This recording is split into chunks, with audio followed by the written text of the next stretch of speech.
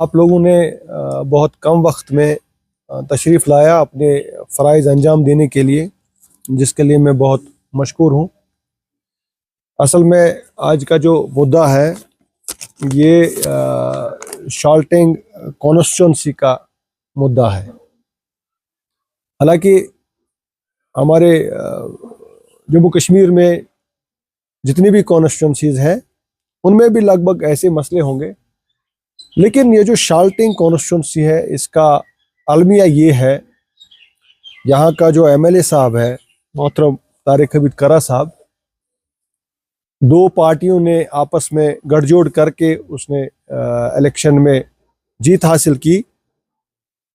यहाँ पर हमने आपको इसलिए बुलाया है कि शाल्टिंग कॉन्स्टिट्यूंसी में जो इश्यूज हैं, एक साल ख़त्म हुआ, एक साल हुआ हमारे एमएलए साहब जो उन्होंने ओथ ली, वो कुर्सी पे बैठे, लेकिन एक साल में जो शाल्टिंग कॉन्स्टिट्यूंसी के अहम इश्यूज थे उनमें कोई भी आज तक काम नहीं हो सका।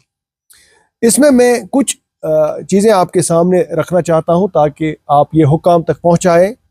आप मोहतरम उमर अब्दुल्ला साहब जो हमारे चीफ मिनिस्टर हैं उन तक ये बात पहुंचा दें, जिस तरह उन्होंने 1987 में कांग्रेस और नेशनल ने मिलकर यहाँ पर एक ऐसा माहौल कायम किया जिस वजह से हम 40 सालों से मुश्किलात का सामना करते हैं, और उसी तर्ज पे उन्होंने 2024 में जो इलेक्शन हुआ उसमें आपस में गठजोड़ करके यहाँ पे कांग्रेस के नाम पे जो एमएलए तारिक हमीद करा साहब है उसको वजूद में लाया। मैं मुखालफत करने के बजाय उनको कुछ चीज़ों की और तवज्जो मबजूल कराना चाहता हूँ। शाल्टिंग कॉन्स्टिट्यूंसी के नाम से हमारा एक इलाका यहाँ पे है शाल्टिंग, वहाँ पे इलेक्शन में हमने एक इशू रेज किया था, वो स्कूल का, स्कूल बिल्डिंग का और स्कूल प्लेग्राउंड का। एक साल होने को आया, उसमें कोई भी पेशरफ्त नहीं हुई। स्कूल बुनियादी ज़रूरियात में से हैं, हमारे बच्चे जब स्कूल होंगे तब तालीम हासिल करेंगे। आज के दौर में स्कूल बिल्डिंग शाल्टिंग में मौजूद नहीं है, किराए पे एक बिल्डिंग ली हुई है, खस्ता हाल है, उसका प्लेग्राउंड भी नहीं। दूसरा जो इससे बड़ा मुद्दा है वो ज़ैनाकोट एचएमटी का एक ईदगाह है।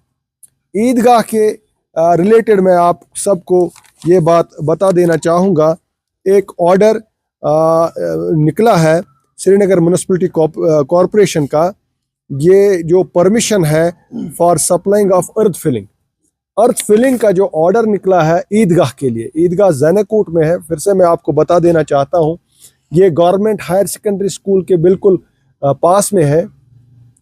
ये ऑर्डर निकला है जनाब, आपके सामने रखना चाहता हूँ, इसका जो डेट है ताकि आप नाजरीन तक पहुँचाएँ कि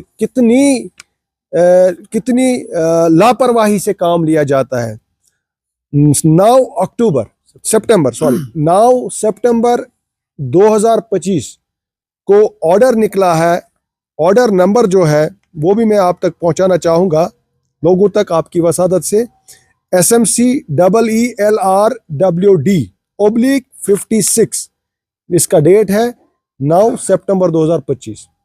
तो ये फिलिंग का जो ऑर्डर है इसमें 2000 क्यूब जो मिट्टी है उस जो ईदगाह है उसमें फिलिंग करने के लिए ऑर्डर निकला है।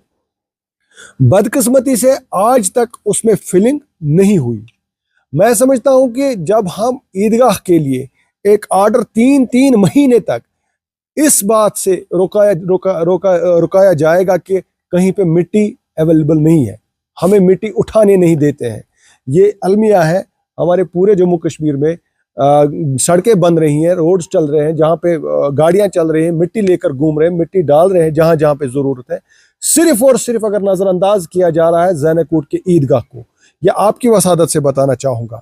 दूसरा, जो मोहतरम तारिक हमीद करा साहब ने एक वादा किया था, हमें यहाँ पे होकर सर का जो मज़ाफात जो उसका पैच है उसमें लैंड है, वो लैंड ज़ैनाकोट लावेपोरा, गुंडसीबट और खुशीपोरा के लोग इस्तेमाल करते थे शाली के लिए। गरीब तबका है, वहाँ पे शाली उगाते थे और उससे उनके बच्चों का पेट पालते थे। उसमें भी वो हमसे एक साजिश के तहत उससे मिट्टी उठाई गई, उसको छीना गया हमसे। हालांकि वहाँ पे कोई तामीर नहीं था, वहाँ पे किसी ने मकान नहीं बनाया था, वहाँ पर किसी ने कंक्रीट कब्जा नहीं किया था। सिर्फ और सिर्फ 6 महीने हम वहाँ पे शाली उगाते थे, अपने गरीब बच्चों का पेट पालते थे। बहुत सारे हमारे लोग जिनके कब्जे में वो था, वो हमसे छीना गया। एमएलए साहब ने कहा जो ही मैं इलेक्शन जीतूंगा मैं वो आपको फिर से दे दूंगा। आज तक एमएलए साहब का कोई अता पता नहीं है। लिहाजा आपकी वसादत से मैं उन तक ये बात पहुंचा देना चाहता हूं कि ड्रेन हमारे ज़ानाकोट के इलाके की हाफ ड्रेन बनी और अलमिया ये है कि उसका ओवरफ्लो मस्जिद के रास्ते से जाता है। मस्जिद में नमाज नहीं पढ़ी जा सकती है, वहाँ पे बदबू आ रही है। लिहाजा ये सारी चीज़ें जो है, यहाँ पे अबन शाह है, रोड में बीच रोड में पानी आ रहा है, उस पर कोई बात नहीं हो रही है। यहाँ पे हमारा बरथना है, वहाँ पे जो मेन रोड है बरथना से जो हायर सेकेंडरी तक का रोड है, उसमें आज से 30 साल पहले मैग्डमाइजेशन हुई है और आज वहाँ पे गाड़ियों का आमद रफ्त मुश्किल होता है। तो अलगर्ज अगर हम जो ये कॉन्स्टिट्यूंसी है, शाल्टिंग कॉन्स्टिट्यूंसी, आपको इस बारे में इल्म होना चाहिए। इसमें जो ज़्यादातर हिस्सा जो शहरी आबादी से वाबस्ता है और बाकी जो मज़ाफ़ात है इसका वो रूरल एरिया है, अर्बन आधा है आधा रूरल है।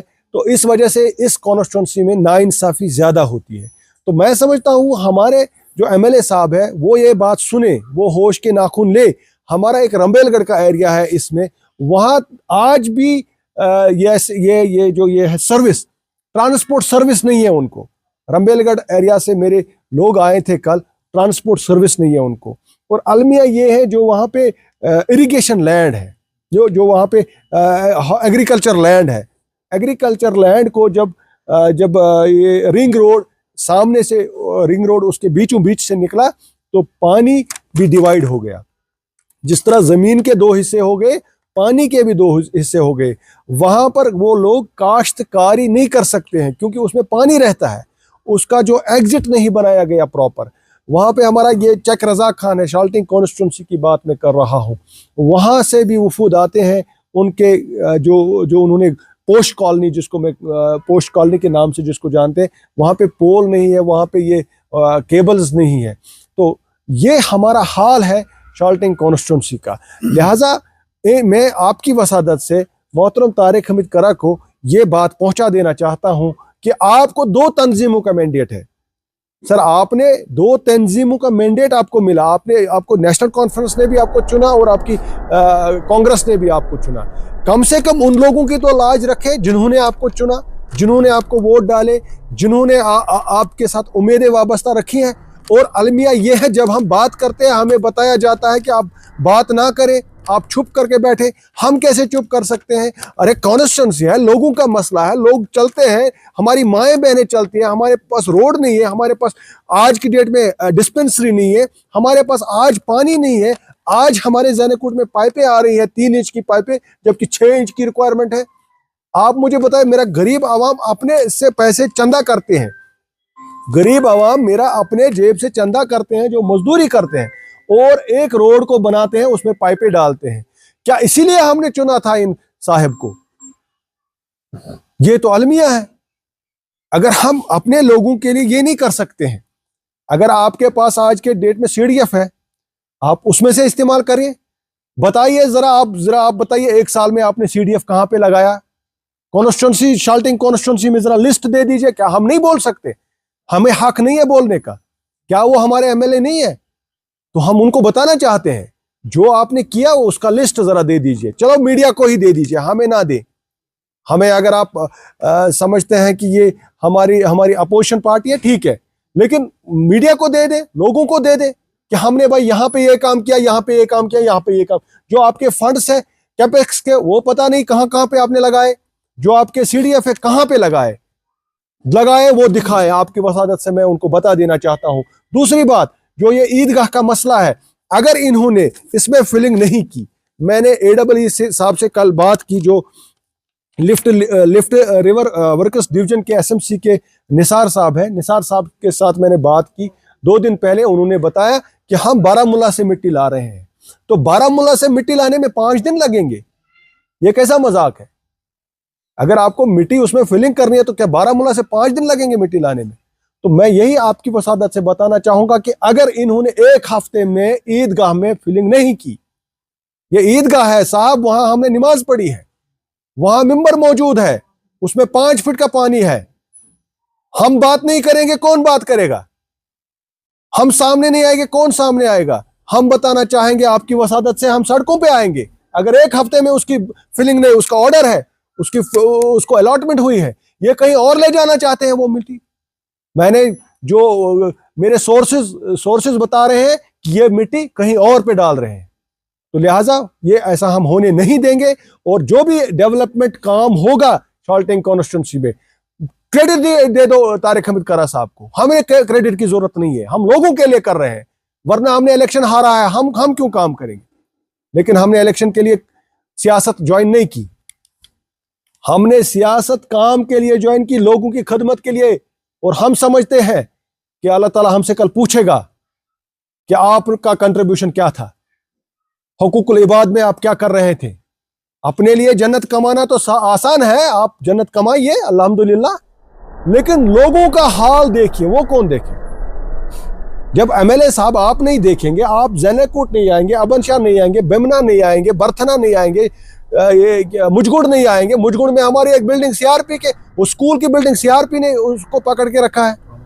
ट्रामा हॉस्पिटल है वो, सॉरी, ट्रामा हॉस्पिटल में सीआरपी बैठी है। तो वो कब निकलेंगे? फिर हमारे पेशेंटों को इलाज किया जाएगा। हमारे पेशेंट आज भी उनको एसएमएचएस जाना पड़ता है, जबकि फंड्स दिए हैं हमने, लोगों का टैक्स है, हॉस्पिटल बना हुआ है, कंप्लीट हॉस्पिटल है। क्या मसला है भाई? सीआरपी को आपने बिठा के रखा है। यहां तो बहुत सारी जगह है सीआरपी के लिए। सीआरपी ठीक है, हमारी प्रोटेक्शन के रखो, लेकिन अब हॉस्पिटल में रखना है। तो लिहाजा हमारी कॉन्स्टिट्यूंसी का जो ये दुखड़ा है, मैं आपकी वसादत से शायद हमारे एमएलए साहब जाग जाए, हमारे एमएलए साहब की नींद जाग जाए, वो देखे हम किस हाल में रह रहे हैं। हमारे रंबेलगढ़ में आज की डेट में आप जाइएगा मेहरबानी करके, कभी इन गरीब लोगों के पास, गरीब घरों में जाइए, वहां पे जो भी केबल है, बिजली केबल, वो खंभों पे टांग के रखी है। तो लिहाजा मैं बताना चाहूंगा मोहतरम तारिक हमीद करा साहब, आप मेरे भी एमएलए हैं, क्रेडिट आप ले लीजिए, मैं बताऊंगा आपने किया, लेकिन करो तो सही। कब करोगे? हमें ईदगाह चाहिए, उसमें फिलिंग चाहिए, फिर हमें बच्चे भी वहां खेलेंगे, हम नमाज भी वहां पढ़ेंगे, लेकिन हमें ईदगाह चाहिए। अगर आप ये ऑर्डर इंप्लीमेंट नहीं करवाओगे 1 हफ्ते में, हम रोड पे आएंगे। बहुत बहुत शुक्रिया।